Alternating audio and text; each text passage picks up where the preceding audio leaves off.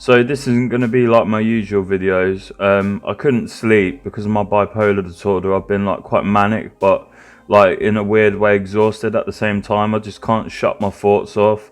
Like I've just got racing thoughts. So um, thought I'd make this video. I've been meaning to make this video for a while, but I don't know. I just never felt appropriate. It's about drugs and alcohol, and oh, that reminds me of something else I want to talk about on this. Yeah, so this is going to be all over the place. Who knows where we'll go? I'm going to tell some real life horror stories that have happened to me and other people I know. Sorry, just need to write that down before I forget.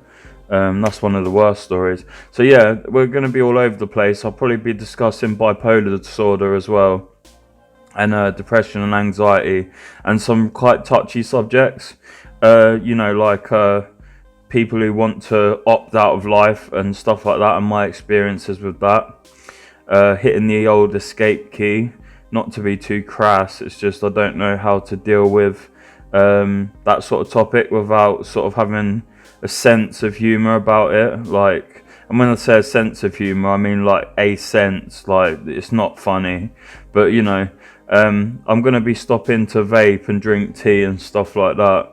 This is going to be more like a podcast, if anything. I don't know how long it's going to be, but I've got plenty of gameplay footage to play over it.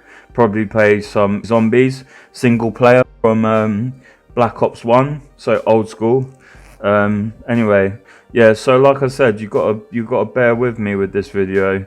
You can't expect it to be, not that my other videos are like top quality or anything, but you can't expect it to be to the same degree as those. It's gonna be difficult to talk about a lot of this.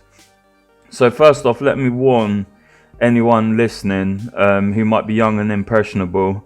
Like, I would really, it's up to you what you do with your body, and it's up to you what you consume, but I would highly suggest you don't touch drugs and alcohol.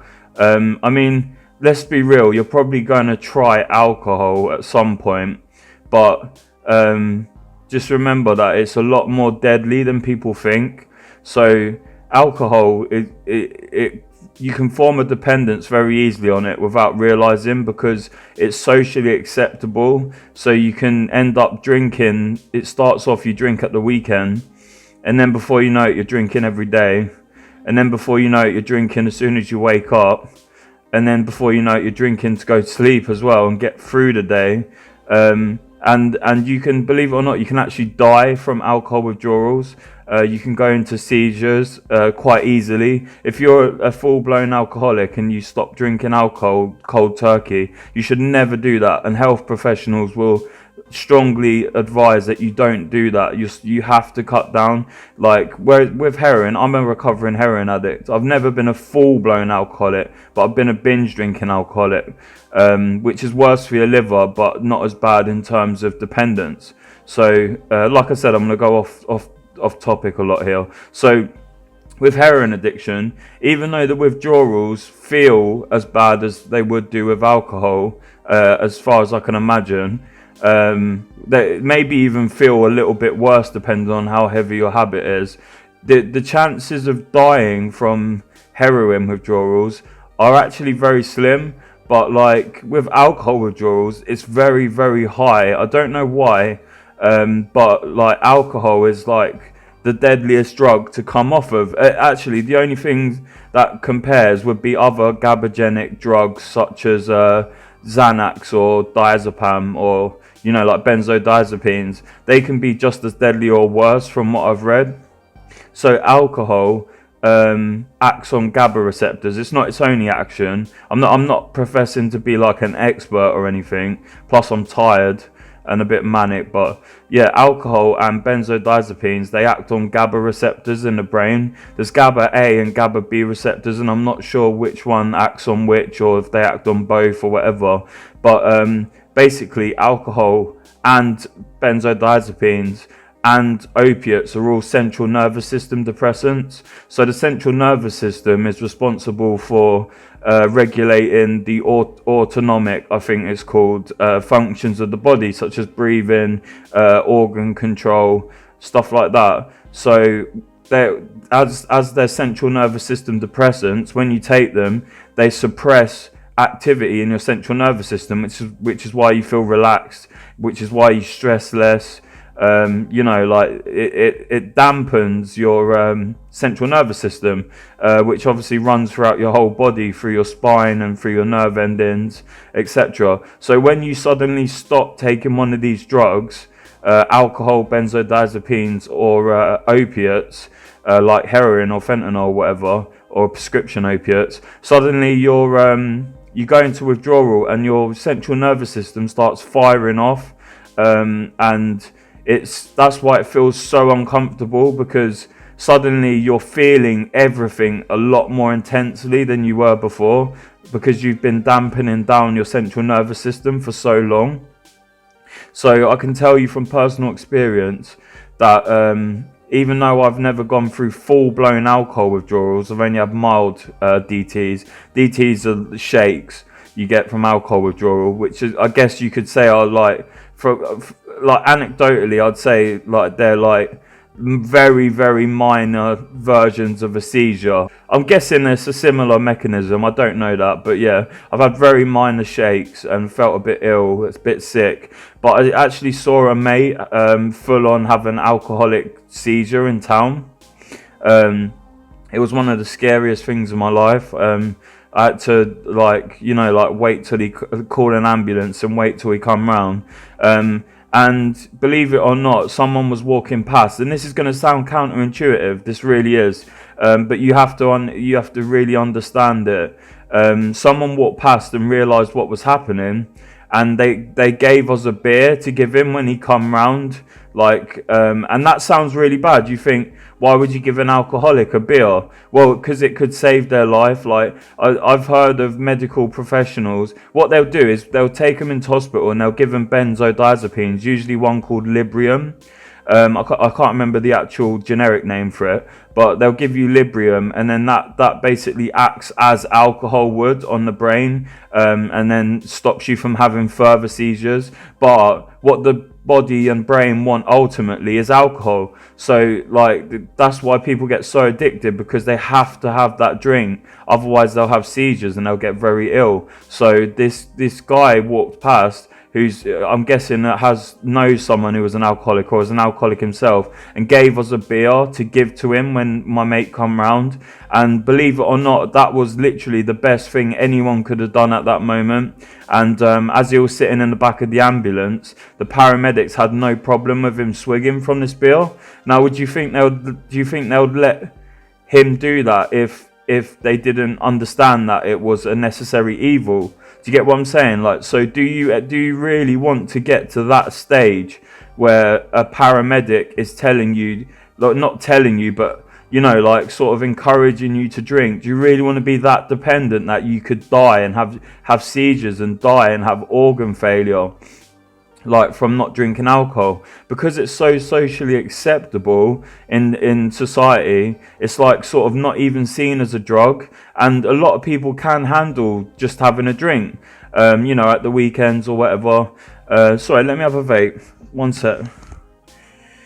Some people can just handle having a drink with their friends, just like a social drink, a couple times a week or whatever.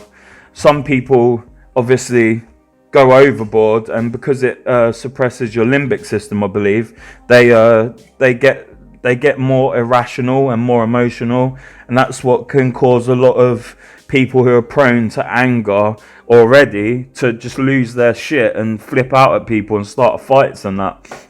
So I'm gonna stop going on about alcohol for now, except to say, you've been warned. If you see yourself starting to develop a habit, just fucking stop.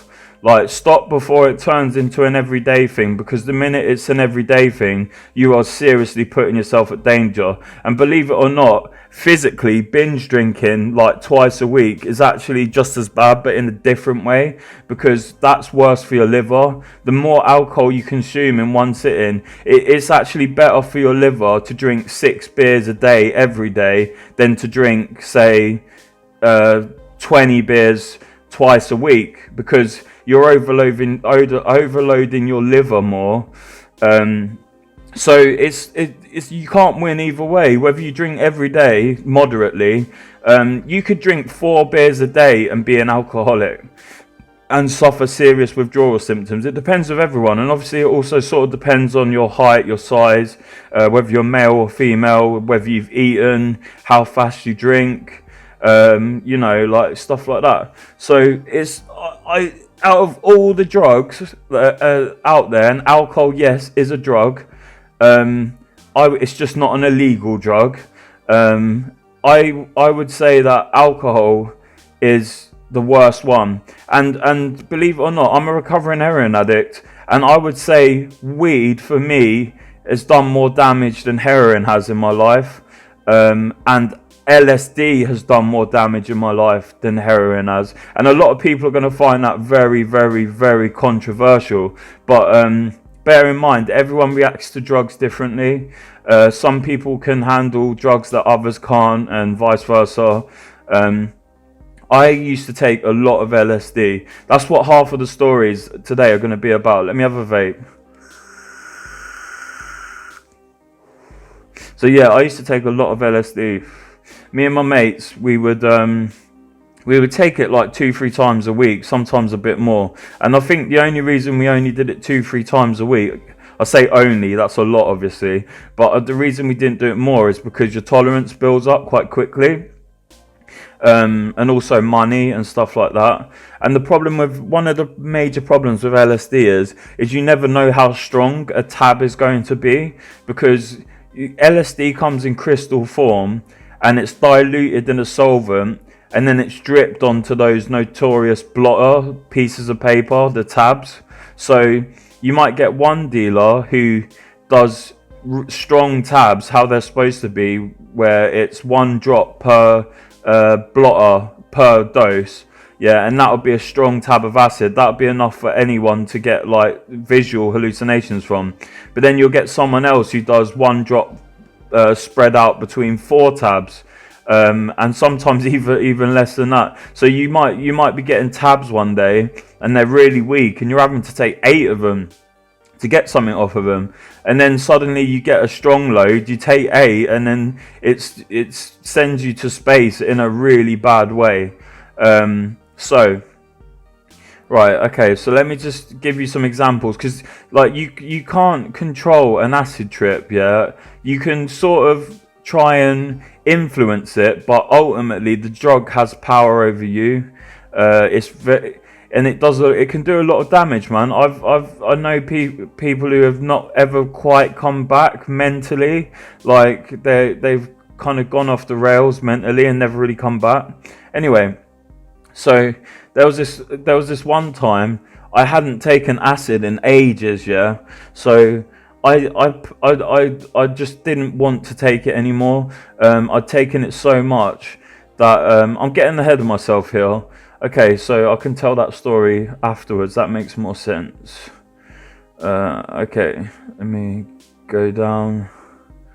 Oh man, there's so many stories here, and half of them are to do with LSD.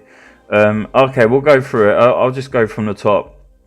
So, I hadn't taken acid in ages, and my mate, he got a bottle of acid, and it was really strong, so each drop was the equivalent of a dose, a strong dose, and I hadn't taken it in ages, and he was pestering me saying, go on, come round, like I'll give you free acid as much as you want, blah blah blah blah blah. And because I was still sort of like psychologically addicted to the experience, even though it's not physically addicted, you can get addicted to the escapism and the experience it offers. So I hadn't taken it in ages.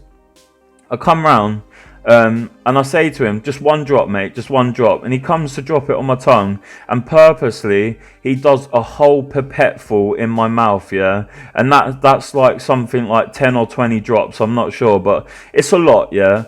So I'm freaking out, thinking, fuck, I'm gonna like dribbling it out, but then catching it in my hands because I don't want to waste it because it's so expensive, and then wiping it on my jeans. But by that point, it's too late. I've had like fucking 5 drops absorbed into me easily, probably more.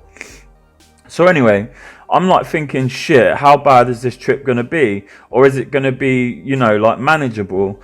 Um, and then so this guy who was in the room with us, whose flat it was, he had never taken acid before, and he had had 3 of these drops, and he was just starting to really come up. It had been an hour or two since he had an hour or so since he had taken the 3 drops, and yeah, he was inexperienced, but I tell you what, I've never seen someone trip so much balls in my life. Yeah, that he got completely naked and he threw his Xbox across the room, dragging a whole television and all the games and everything that was on the table with it.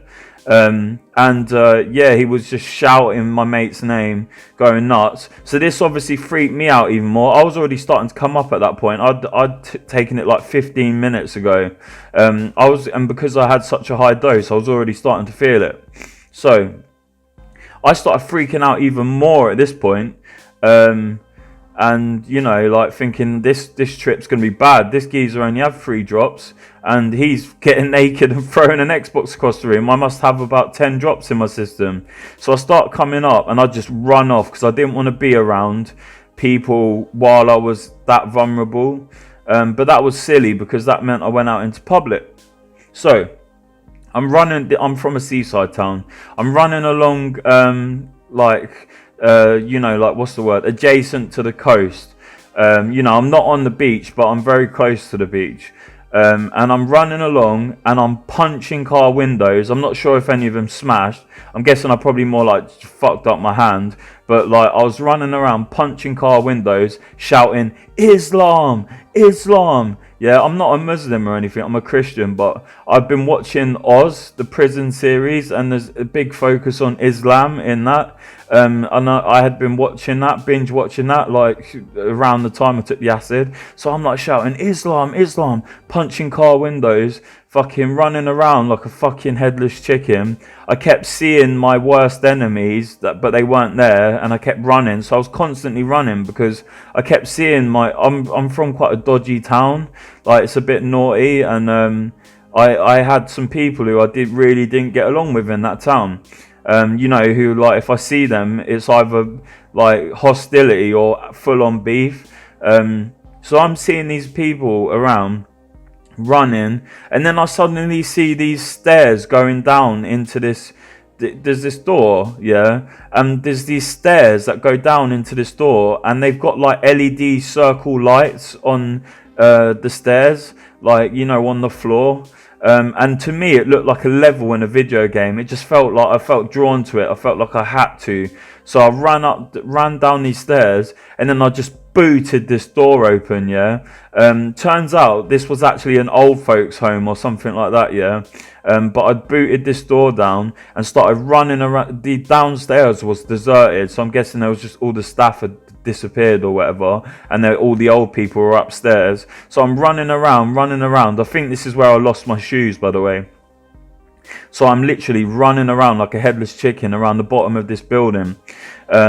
And I don't know how long I was running around for, but eventually I hear some voice go, hello? Like that, yeah, and I'm like, what the fuck? I thought it was God, yeah. And then after a minute, I realised it's a voice coming from an intercom on the wall. So this was obviously like meant for residents to talk to staff or something like that, yeah. And for some reason, what I shouted was, call an ambulance. But even though I said call an ambulance, I had no intention of staying for an ambulance. I fucking ran off. So then shortly after that, a taxi driver is trying to help me, bless him, yeah. He's got his hand on my arm, right? So he's got his hand on my arm, and I keep snapping out of reality and then snapping back in like bang. And every time I snap back into reality, it takes me a second to realise that this guy who's holding onto my arm is actually trying to help me, and I keep forgetting and snapping back. So it's fortunate that I didn't attack him. Anyway, I eventually run away from him. He could tell I was not well. I ran away from him, and the only place even though I lived on the other side of town, I went back to where I used to live. Like in my mum's front garden, I had a caravan, and I used to live there. And I went all. It'd been abandoned for like a year or two, so it was like in a state of disrepair. There was mold in there because of the cold, and like it was in a bad state. So and it's up a huge hill. Yeah, so I had no shoes on. I started galloping up this hill like a fucking deer. Yeah, get to the caravan. I still had the key. I thought this was where I currently lived. So I open the door. I get in. I try and go to sleep, and I'm wondering why I'm so cold under the covers. And later on, it turns out that there's no duvet inside the covers. It's just the old covers. And the reason it smelt weird in there was because it was fucking moldy in there. So I'm laying there freezing all night. And then suddenly it starts getting light outside, and I start sobering up. And then I'm like, oh fuck, I'm on the complete wrong end of town. I actually live blah blah blah. Yeah, so I had to walk, by this point I had no shoes, and obviously I didn't want to knock on the door and wake my mum up in such a state. So and I had no money for taxi, nothing like that. So I had to walk all the way home in my socks. And keep in mind, this was in winter, so there was like the ground was like slushy ice, and obviously like there's loads of grit on the pavement and stuff like that. So there was a lot of friction and water. Oh, this story gets so bad. So I'm fucking it's starting to get light. People are like driving to work. It must have been about 4 or 5 in the morning or something like that. Maybe 5, 6 in the morning. It takes about two hours to walk where I'm trying to go with shoes on. It probably took me about 3 hours. I noticed my feet were hurting, but I didn't look at them. I just got on with it. I plodded on. Eventually got back. So I actually get to mine. I limp up the stairs, and that's when my feet hit the carpet. Ironically, when they hit something soft was when I really started to notice a pain.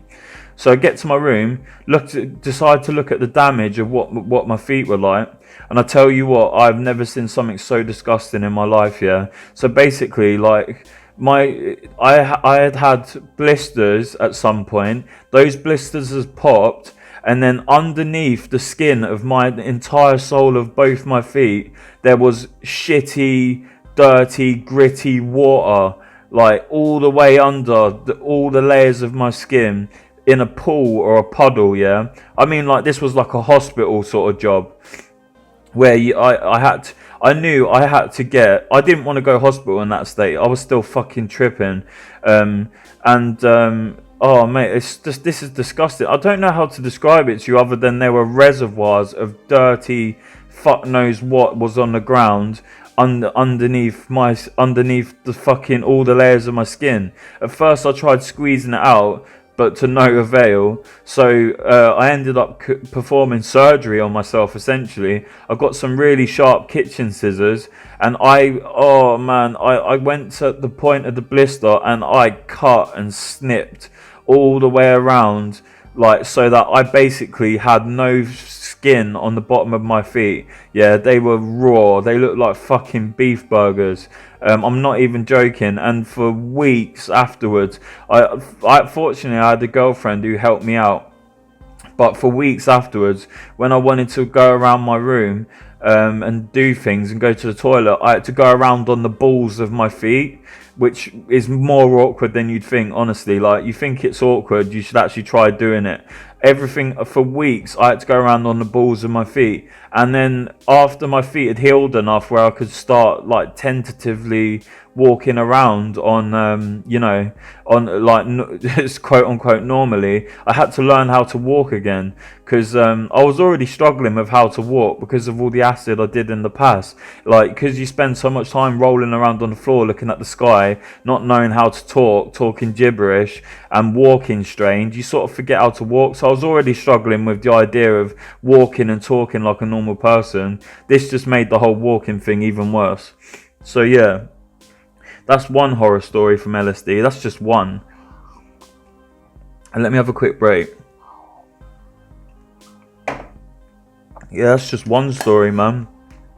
There's a lot more I've written down. By the way, as a side note, I want to say that I think if you've got a mood disorder like I have, like bipolar disorder or schizophrenia or something like that, or even just anxiety or depression, I really don't think acid, you should go. I don't think anyone should go near LSD. Personally, I know people are going to disagree.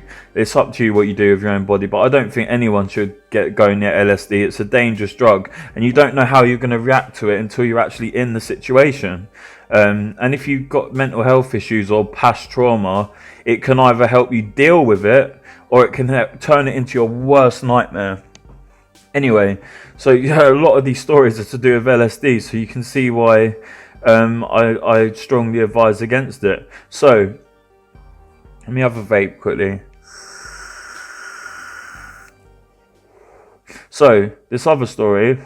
So I've got notes that I'm trying to keep, like some sort of sense out of. So, I was used to like shitty British tabs of acid, yeah, where I had to take 2 or 3 tabs to get a decent buzz out of it.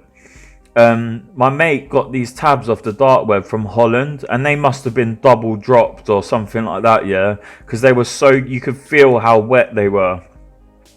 And for some reason I thought it'd be a good idea to still take 3. My mate took 4 or 5, but he was like more of a seasoned pro, so to speak. And we were in the park, and we were getting ready to have a nice good trip in the park outside in the sunshine. So we're sitting there, and then like about half hour into it, we realised how strong we're coming up and how quick we're coming up. So we're like, we'd done it enough to know that we were not going to be in the right state of mind to be in public within half an hour or an hour. So we decided to go and try and find somewhere more private. And on the way, there's this chicken shop, and we think, you know what, it'd be a good idea to get some food quickly before we get to these woods, because we knew there were some woods nearby. We forgot completely that these woods were behind the police station, by the way. But we later realised we were like really close to a police station. Anyway, we were in this fucking chicken shop, yeah, and they have a fruit machine. I'm not sure what you call them, sort of like a slot machine, but like it's with loads of lights and colours and buttons, and there's wheels. I don't know what you call them in the US, but they're very fucking trippy. Let alone like like the lit up menu above the counter, and we're already tripping fucking nuts at this point. As soon as we get in there, I just sit on the table and put my head in my hands, yeah. I couldn't bear to look at all these artificial lights and hear all these noises of things being cooked and scraping metal and stuff, yeah. It was too much for me to deal with. My mate somehow got to the counter, leaned over the counter, and he's just going chicken like that, yeah. And this geezer's like, yeah, it's a chicken shop, but what do you want? And all my mate could say was chicken like that, yeah. Like we're fucking like an idiot, yeah. I couldn't even speak, I don't think, so I can't blame him. He tried, and it turned eventually this guy just realised he was just gonna have to fucking give us some random stuff. So he gave us some random stuff. We make it to these woods, and this is where like I sort of, even though I'm tripping really hard, I sort of started getting used to the trip, and I managed to start like railing off loads of epiphanies. Anyway, I need to let one rip. Sorry about that. I just want to do this all in one take, one recording. So I started having a million epiphanies, yeah. So if you taken acid before, you probably like know that your brain works really fast, and you come up with loads of sort of philosophical, diatribes. I don't know any other way to put it. So I was having like tons of epiphanies really fast while swinging on a homemade like rope swing, where basically you sort of stand on it and you swing, and it's quite the plank of wood is quite near to the ground, and there's 2 bits of rope that are holding it up from a tree. So I was very, very vigorously swinging on, and I'm not like by any means a small guy, and I was very vigorously swinging on this fucking homemade rope swing someone had left there, while I was railing off these millions of epiphanies. And because I'd been so vigorously swinging on this swing, the rope snapped, and literally my reality snapped with it. I tell you what, like honestly, it scared the shit out of me. Do you know, like them physical jumps, them scares you get when you're on acid? Something like that's enough to turn your trip bad. So I thought the trees were plotting against me. I really did. Like all the trees seemed to be like crowding in on me, and I'm pretty sure they had faces and shit like that. I can't remember exactly, but I just remember thinking these trees are out to get me. They're fucking trees, for fuck's sake. But I convinced myself. So I started attacking the trees to the best of my ability. Like I literally started fucking trying to kung fu kick trees, and I started breaking branches down and throwing them around and shit like that. And my mate said, like later on when I was sober, he was just standing there while like branches were just flying past his head and shit like that, and he just stood still like the Matrix, and everything missed him. Anyway, his girlfriend called him, and I started sobering up a little bit, like hearing someone else's voice in reality. And she actually managed to find us somehow. She managed to find us, and I just sobered up like that. Like, don't get me wrong, I was still tripping, but it sort of brought me back to reality, seeing someone sober. So I start to sober up a little bit, and I'm walking home. I'm still tripping balls, but compared to how bad it was earlier, I'm basically sober. And I walk home. I bump into my mate I'm nearly home, and there's this mate who lives right close to me. This was back when I was living in a caravan in my mum's garden. So I'm walking. This guy lives like 2 minutes down the road from me. He was like my best mate for a while. Ironically, I used to play zombies with him when it was new, Black Ops 1. But anyway, so he told me like the day after or whatever, he knew there was something wrong with me, and I had twigs in my afro. Yeah, so I had like fucking half a tree in my hair. Anyway, that's one more fucking nightmare story. Oh my god, there's more and more and more. Okay, so let's switch it up with a story that isn't LSD this time, and then we can get back. Oh, there's other LSD stories, and we'll get back to LSD. So one time I hadn't smoked weed in months, yeah, because I've given it up and been addicted, and given it up and been addicted since I was 13 years old. I'm 31, nearly 32 now. I haven't smoked in a month, but I know I've learned from my lesson of what happened here. Like, let me have some tea quickly. Slurp, slurp. Right. And a vape. It's better be fucking recording. If I find out this isn't recording, I've been talking to myself this whole time. Let me check. If I've been talking to myself this whole time, I'm going to be pissed. Oh, it is recording. Fucking hell, half hour already. Right. So I hadn't smoked weed in months, yeah. And I relapsed, and I got hold of some really strong kush. I think it was like mango kush or some shit like that. Some sort of fruity kush. And because I couldn't smoke in my house, because I was living with my mum at the time, I smoked a joint the size of what I would usually smoke. So it would have been half a gram or a gram. So I smoked it really quickly, as quick as I would have when I had my tolerance, and as big a joint as when I had my tolerance. I tell you what, I got so stoned, I was literally paralytic. Like when you're drunk and you're spinning out and you've got no control over yourself, and you feel sick and you can't move your head, you can't keep your eyes open. I had that from weed, and I was laying on the floor in public trying to crawl my way back home, but failing miserably. So, like, that's just fucking weed as well. I can't smoke weed anymore because it sends off my paranoia. I'm only diagnosed with bipolar disorder, but I'm pretty sure I have schizophrenia on top of it. Because I get very delusional. Without weed, I hallucinate and I get delusional. And I've read that people who have genetics predisposed to mood disorders, which I do. I'm diagnosed bipolar disorder. Like heavy cannabis use throughout adolescence can trigger schizophrenia. So I think I've triggered it in myself. So if I smoke weed nowadays, it just sends me scatty. I just cannot do it. I'm not going to start slating weed because I know there's genuine medical uses for it. And I know some people can just have a couple joints on the weekend or a joint at night and help them sleep and not go overboard. But when I smoke it, I'll put a gram in a fucking blunt and I'll do that 2 or 3 times a day, every day. Anyway, so one time, this is an acid story, but this time it's my mate on the receiving end. So his drug dealer, who used to give him really good prices on like ketamine back when it used to go for £10 a gram, and acid and shit like that. So this dealer had an empty bottle of LSD where he'd taken all the drops out of it, and he told my mate, I think he was stitching my mate up on purpose, yeah.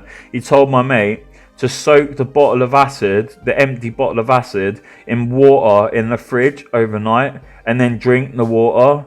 My mate completely underestimated, so did I, how strong this was going to be, because acid, once all the liquid's gone, it crystallizes. So the solvent evaporates if you leave the bottle of acid open, and then the actual acid crystal itself will crystallize on whatever surface it's on. So the water obviously helped dilute this, and my mate drank it all, and he went fucking balmy, bro. Like swear down, like he went fucking nuts. He started fighting with his couch. Yeah, later on he told me he thought he was flying through space fighting Nephilim and Anunnaki and demons and shit like that, yeah, but all he was doing was beating the fuck out of his couch. And I was there. I wasn't even on acid at this point. I was just stoned. And I was there with our mate. She's called Saffron.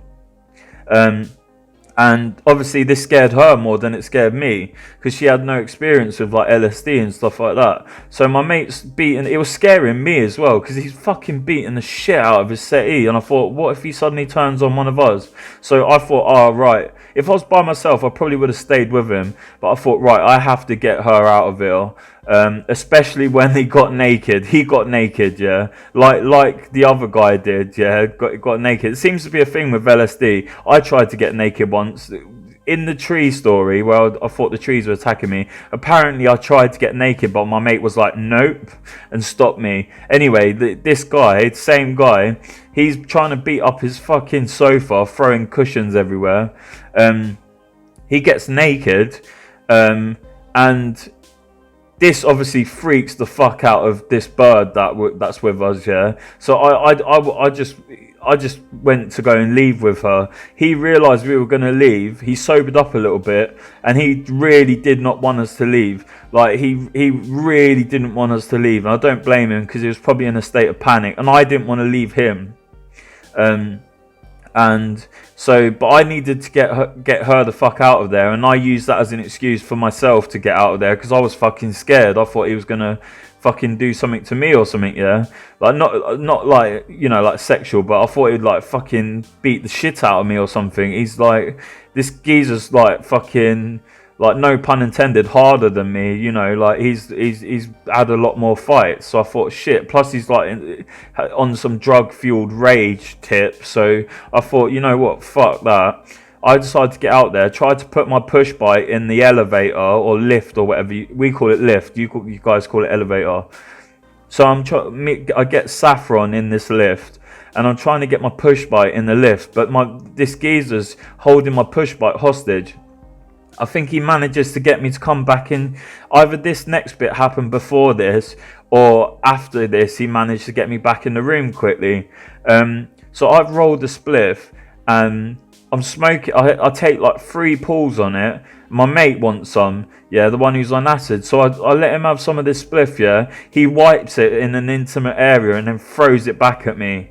Yeah, like to the point where it's not smokable. I was fucking fuming. It was my last spliff. Anyway, Yeah, so that's another fucking acid story. Fucking hell. Oh yeah, there's this other one which is more funny than anything. So we were all on acid and we were walking at night time, and because we're hardcore like that, or were hardcore like that, we found a dog. Yeah. We found this random stray dog, yeah. It was obviously like a loved dog that was, we managed to find the owner when we were sober, and give the dog back. But there was this dog by itself at night time, and obviously we're on acid, so we're thinking, is there actually a dog there? Because you can have group trips sometimes where you share a delusion, and we're like, is there actually a dog there? It was like a little dog, like one of those really expensive little fluffy like dogs or whatever, yeah. And we find, after a while we realised there's actually a fucking dog there, and its owner is nowhere to be seen, and it was night time. So we were like, oh, we've got to take this dog home, it's cold. And it was too late to start knocking on everyone's doors in the area. So, because that's what we did later on when we were sober, another day, is we went around the area that we found it, and eventually got it back to its owner. Anyway, we get it back home, and it's starting to turn into daytime. We haven't slept yet, and we were like, shit, we've got to let this dog go for a walk, otherwise it's going to shit everywhere. And everyone was too embarrassed to go to walk this dog because it was such an effeminate, like, small dog, and we were in the most, like, dangerous part of town. So I volunteered, as long as I could have another drop of acid. Yeah, I said, I'll take the dog out for a walk. Just give me another drop of acid. For some reason, like, I was like, that was my way of coping and sort of rationalising me going out and doing it. I was like thinking, I'm at least getting something out of it. So I was starting to sober up. So I thought, yeah, give me another drop of acid and I'll go out there. But I didn't want people seeing me like walking this dog off my face on acid, so I wore the only mask that they had in this house, and it was a Halloween mask, and it was I don't know what, it's like that Scream mask. I don't know what movie it's from, but it's like, like a ghost Scream face. So I'm a big guy walking this really effeminate looking dog. I've got clothes on which make me kind of look like, like a bit of a gangster. I'm walking through like the roughest part of my area, which is a rough area anyway, with this fucking effeminate looking dog, waiting for it to shit while I'm tripping bollocks. Anyway, yeah, fortunately nothing happened. It was probably a bad shout, like taking acid before I went on that walk. Anyway, there's more and more. There's so many reasons drugs are bad. Seriously, I'm not trying to glorify them at all. I'm trying to do the complete opposite. So, when I was about 12 or 13, this was before I tried acid or anything like that. I'd only done a bit of like coke or weed, or like loads of alcohol and weed and that. So we were about 12, 13. So we were still in school. And there was a group of us that used to party around a friend's house because her mum used to let us party in her room. Her mum was like a bit of a wreckhead herself. Anyway, so we'd been partying all night, drinking, smoking weed, and everyone had passed out apart from me and this girl who I had a huge crush on. And we were spooning on the bed with clothes on and everything. Anyway, things looked like they were probably going to go further. I was obviously still a virgin at this point. And suddenly I felt really sick and I just spewed all out. I don't know if part of it was nerves or anxiety or whatever, but at least half of it was how much alcohol I'd drunk. I felt really sick and I spewed all over a room trying to catch it in my hand. I had basically no warning. I ran into a toilet and filled up the entire toilet with vomit, yeah. She found it quite funny, but her mum did not. Anyway, let me let one rip. Her mum did not find it funny at all, yeah. Anyway, what is kind of funny is, and kind of cute in a way, if you can call it that. So as I was like leaving her room, I'd left a handprint of sick on the Bob Marley poster on her door as I was exiting the room. You can't make this shit up, honestly. Like, and she kept that as a souvenir. Yeah, my sick handprint on this poster. Anyway, oh my gosh, there's more and more and more and more. I forgot how much I wrote down the other day. So similar to before, my friend mega dosed me with ketamine on Christmas morning. Yeah, so this guy is really bad. This guy is the same guy in all these bad stories. Anyway, let me have a vape. I might need to go for a piss soon as well.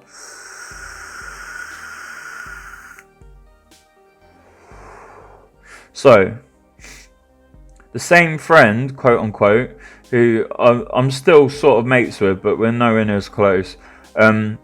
It was Christmas morning, and we were all rejects, and we didn't have anywhere else to go, so we were all just getting wrecked on Christmas around my mate's house. It's his house. And he knows I only liked, I should say past tense, small bumps of ketamine. I didn't like going into a K-hole because I just didn't like it. Yeah, I only like small bumps. So he knew I only liked small bumps, and he rigged this bit of cardboard to make it was folded, and it made it look like there was only a small. I need to fucking fart again.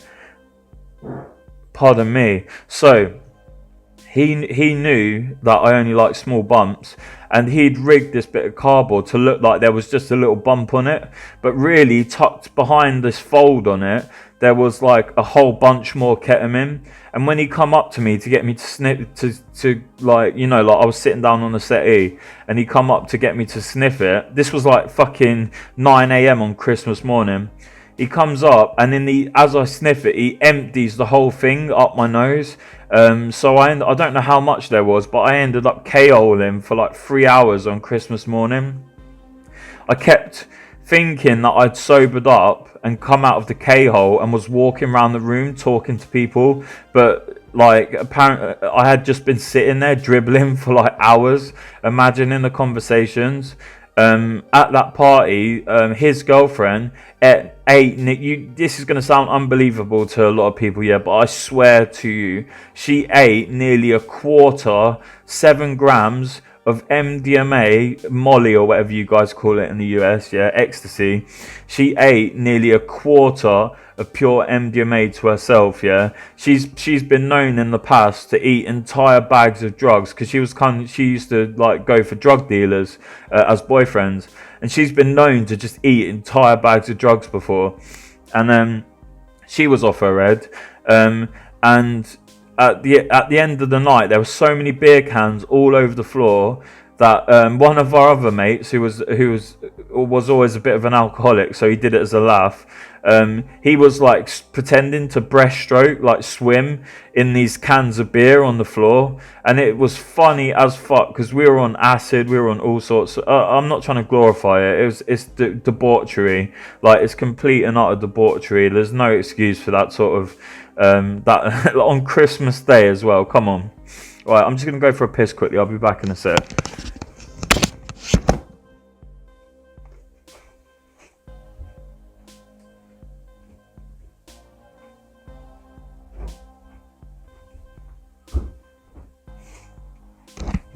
Right, I'm back. Back.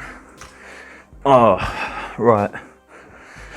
Oh dear, this is exhausting going down memory lane like this.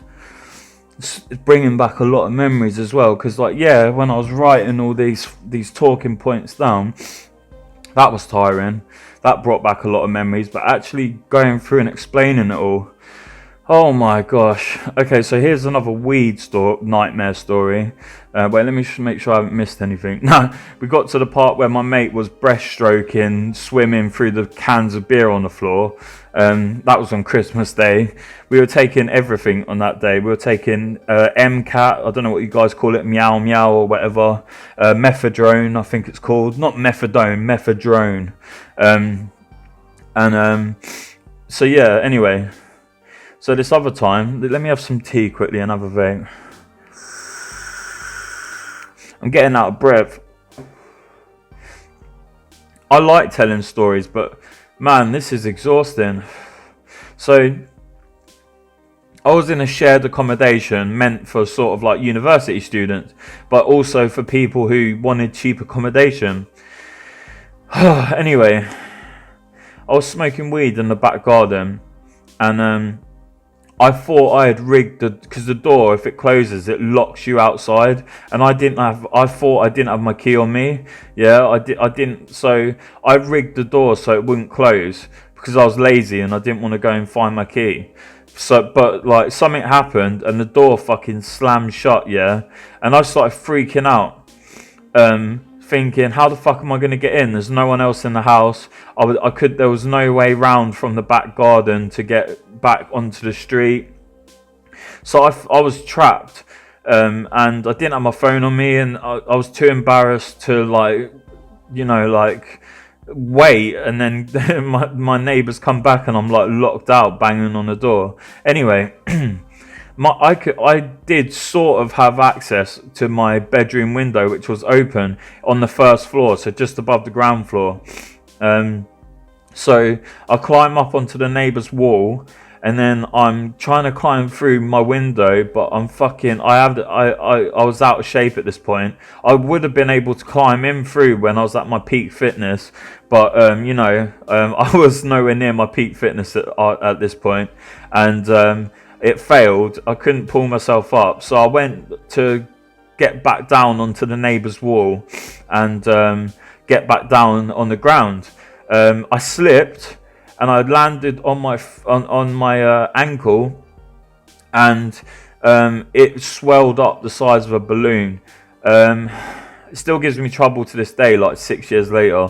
So at first they thought it might be broken because it was swelled up so much. They did an X-ray and said no, it's not broken. It's just a really, really bad sprain. And for like 2-3 years, I was like thinking it should have healed by now, sprain, like 2-3 years into it. I had an MRI. Turns out I still had a small fracture and probably still do to this day. And it gives me trouble days later. And the funny thing is, I had my key on me. When my flatmate came home and found me and helped me, he drove me to the hospital. But as we're sitting there in the living room, I realised I did have my key on me that whole time. So I injured myself for no reason. I still suffer from that injury today. So that's another drug horror story.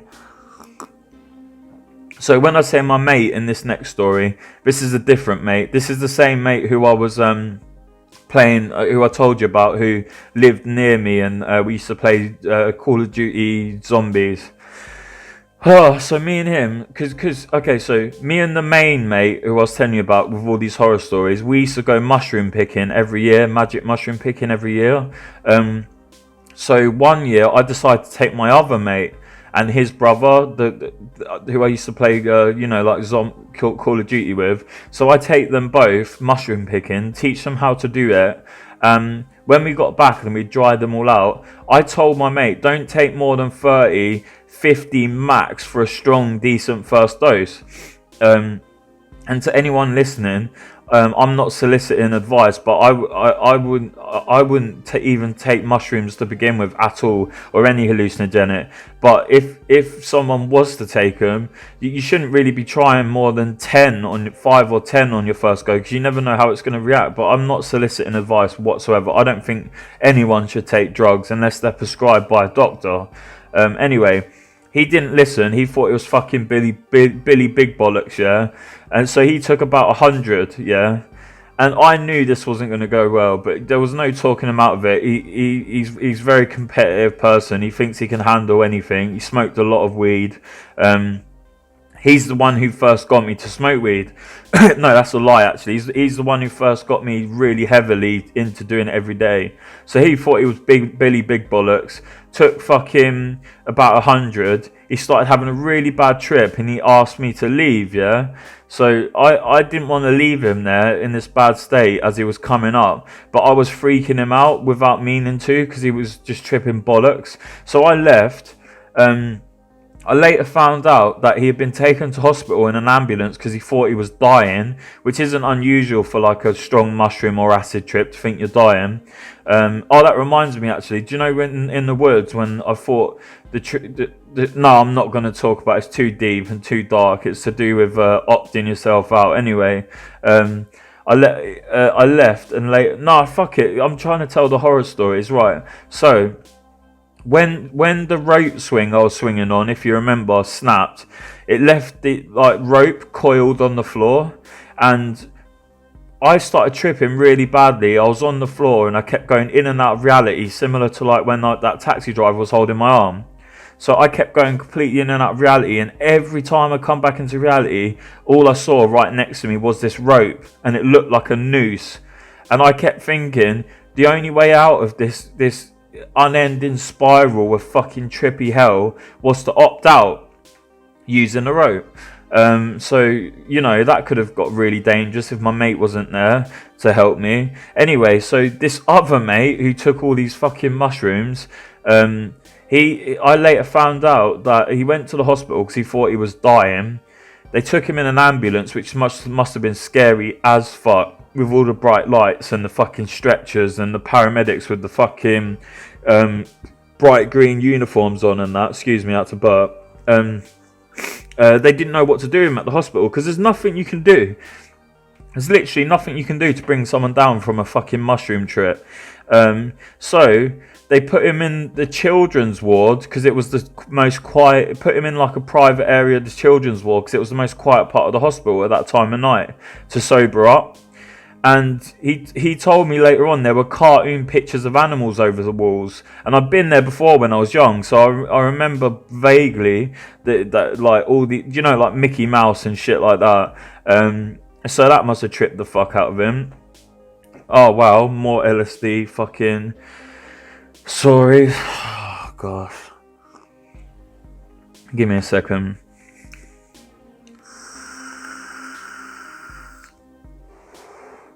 Let me make sure I've got this other story in there as well about heroin. So I'm gonna have to talk about heroin, aren't we?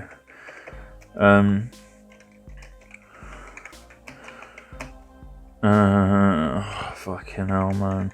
I've got so many bad drug stories. So one time I took a bunch of acid by myself, and I was being choked and assaulted by demons, and I'll leave the word assaulted to your imagination because I'm not going to go into details on that, but I was being very, very uncomfortably handled by these demons, let's just say, and time was standing still, so it felt like I was in an eternity in hell. And I kept thinking, surely half an hour has passed, I'm going to sober up soon, surely an hour's passed, and I'd look at the clock and it hadn't even been a minute yet. And I went like this for what seemed like eternity. Need I say more? Oh shit, that's actually what I wrote when I put these notes down. Need I say more? Yeah, need I say more? Anyway. Another time, I think you Americans call it K2, like synthetic cannabinoids, and we call it spice or mamba in the UK. So one time I couldn't get any heroin because I didn't have enough money. But this spice shit is really cheap and really strong. So I always told myself I'll do heroin, but I'll never do spice because spice is worse than heroin. I'll tell you that. Honestly, like so many ex-heroin addicts I know, they've taken spice to get over their heroin withdrawals and not even notice they're withdrawing because they're that fucked up on fucking K2. Anyway, so that's why I resorted to it, because you get desperate when you're in heroin withdrawals. I smoked it when I was outside. Got so high, I come home and I was trying to open the wrong door. Yeah, for about 10 minutes, getting pissed off and jiggling the door, trying to jimmy it, like wondering why my keys weren't working. Yeah. And then after like what must have been about 10 minutes, I realised it's not the fucking right door. I'm trying to get in some other geezer's door, and I felt so bad. I was like, "Oh mate, I'm so sorry. I was trying to get in the wrong door." And he was like, "Oh, it's all right." Like he sounded really fucking scared. He probably called the police and everything, but like probably thought someone was trying to break in. But yeah, felt really bad about that.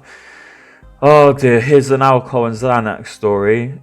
What that's the worst I mean, it can be a deadly combination, alcohol and Xanax. Do you know the CNS depressants I talked about earlier, like opiates, benzodiazepines, and alcohol? If you mix any combination of the above three, it can be deadly, and that's no joke. I don't mean deadly like it will fuck your shit up. I mean it can fucking kill you.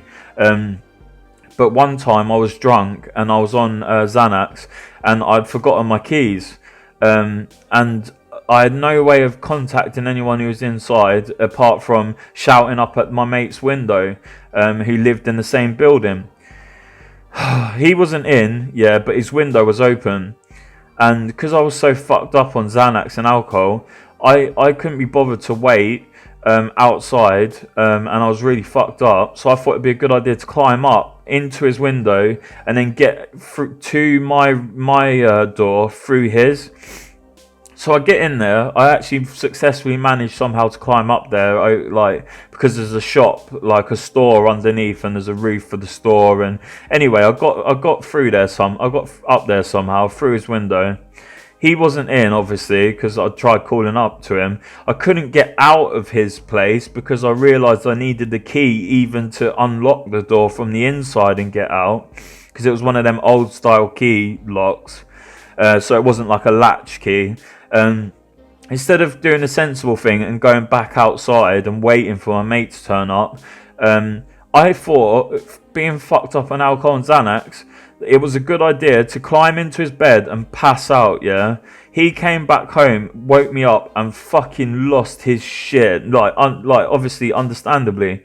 I just fucking broke into his fucking place and then fucking passed out in his bed, and he just comes home, opens the door, and he's like, what the fuck is this guy doing in my bed? He must have been, I don't know what he must have thought. Anyway, that's the last anecdotal story that I'm going to tell, because I could just keep going on and on.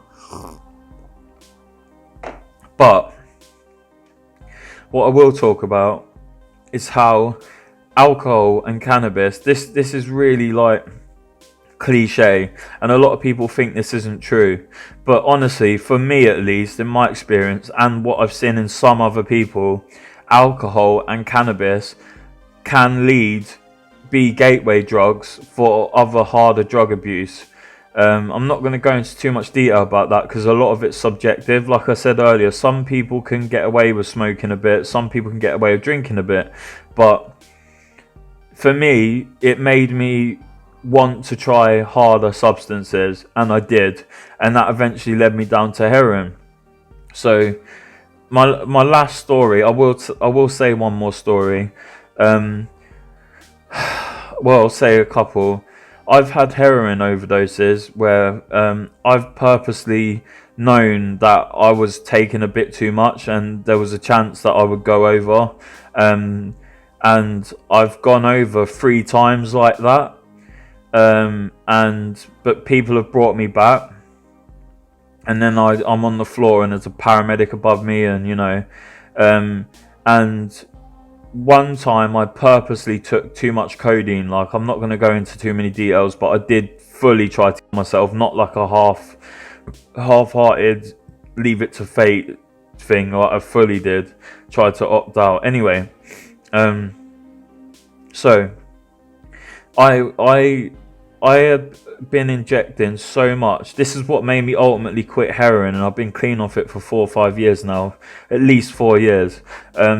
I had been injecting so much that my veins had collapsed. They've all come back now, because they do if you leave it long enough. But my veins had collapsed, and there was only one part that I could get on my arms, and that was on my wrist. And that's one of the worst places. Your hands or your wrist are the worst places to go. Same as on your feet, it's not a good place to go either. I'd been going in that much that I got an abscess, and for basically for 2 weeks I was getting these shooting pains, and my hand kept getting number and number, but like I was getting these pains at the same time. But I just put it off, kept injecting into it, and then one morning I woke up and my hand was twice the size of the other one. and I had to get surgery, and I nearly lost my left hand, and that would have meant that I wouldn't have been able to play guitar, and I wouldn't have been able to type on a keyboard, and that scared me enough to get clean off of heroin, and I've been clean for like 4 years now, 4 or 5 years. So that was a long journey getting through all of that. There's a lot of memories, a lot of stories, and that's just scratching the surface, man. So this all started with me trying alcohol and weed from a young age. I started drinking when I was 11 or 12, heavily. Started smoking weed heavily from the age of 12, 13, and that's where all them stories is because of that, and because I was self-medicating my bipolar disorder, because I was undiagnosed at that point and not medicated, and now I'm diagnosed and medicated. I'm able to stay sober. Anyway, so I guess the take home would be, don't do drugs. Like, seriously, don't do drugs, and be very careful with alcohol. And if you've got a mental health condition, get it diagnosed and get it treated. So I just want you guys to look after yourselves. Oh, sorry, I had to stretch. I can't control what anyone does, and I wouldn't want to. But I'd like to think, if there's any young, impressionable people watching, what they would take home from this is that it's better to just stay away from illicit drugs, and to be very, very careful if you're going to drink. But you should just avoid it. If you can stay sober, just stay sober. Life is so much better without being shackled by addiction. I'll tell you that right now. And since I tried, once you've tried a drug, you can never take back that feeling, because you always know that that's a potential to go down, and it just spirals out of control very fast. And then before you know it, you're in the throes of addiction, and you have no control over your behavior, and it can destroy your life, honestly, for real. Like, I'm thank God I'm not dead. Honestly, I should have been dead 10 times over. And or in prison or something like that. Anyway, I'll leave it there, because it seems like an appropriate place to leave it. I'll put my usual call to action. Check out my music videos, check out my shorts, check out my other videos, which aren't as heavy as this, or as long, and I will see you soon. Peace.